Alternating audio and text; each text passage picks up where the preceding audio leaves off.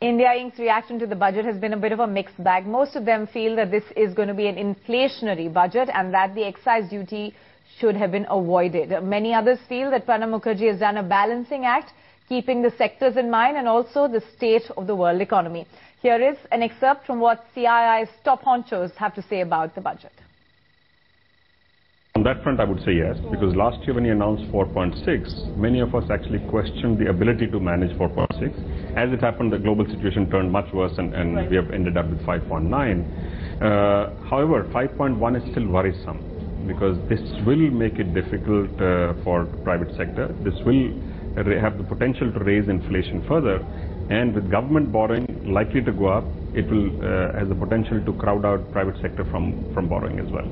Also, before I go to you, let me quickly ask you another follow-up question. Excise duty hike, it was expected, it has come in. How much of a pain will this really be?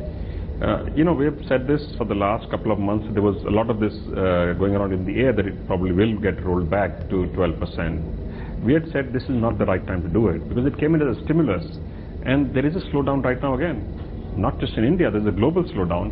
So our exports are getting affected, our domestic markets are getting affected. This is a time when it could hurt because all of this will actually get passed on to the consumers. So to that extent, it is a tough one, but as you said, it was the long expected lines. Also long expected lines was the infra status, which have been in the works now for about 2 years for healthcare. Are you finally happy today? Yes, I think that there has been a definite move in that direction where they've classified us as a subsector of infrastructure, which enables us to access cheaper funding.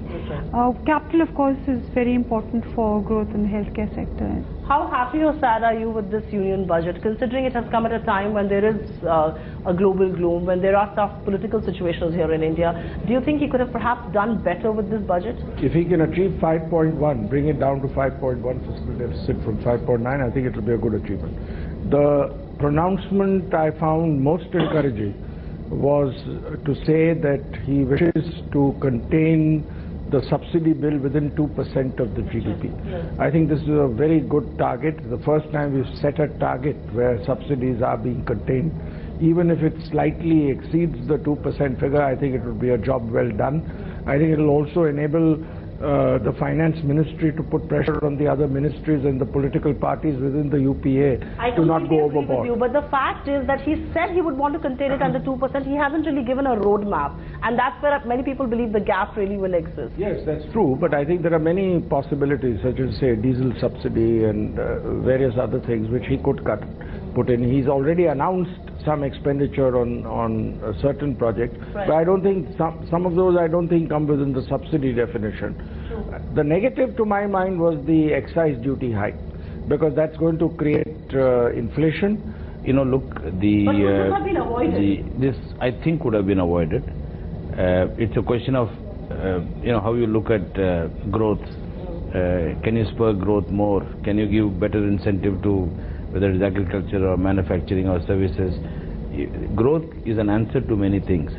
So I don't really believe that this is a good time to increase excise duty, because we have had a situation when the excise duty came down to 8% in 2008-2009. I think RBI has already shown its hand. Unless inflation comes down, interest rates are not going to come down in a hurry. They've done a big reduction in terms of CRR, so liquidity is already there. Interest rates will only really begin to come down if inflation comes down.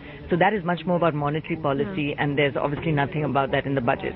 The downside is the service tax seems to be, from what one has read, he didn't mention the negative list, seems to be in, and therefore it's a 12% hike in healthcare because the costs will get passed on. I don't think any healthcare company can absorb that. So it's a health inflationary budget in that sense. The manufacturing sector is supposed to be, we make that correction, it's supposed to be the growth engine. Today it is not the growth engine. I think there are one or two things. For example, coal import duty has been brought to nil. That should help to some extent. The fact that the sunset clause for power industry in terms of tax exemptions has been extended by, I think those are some of the positive features.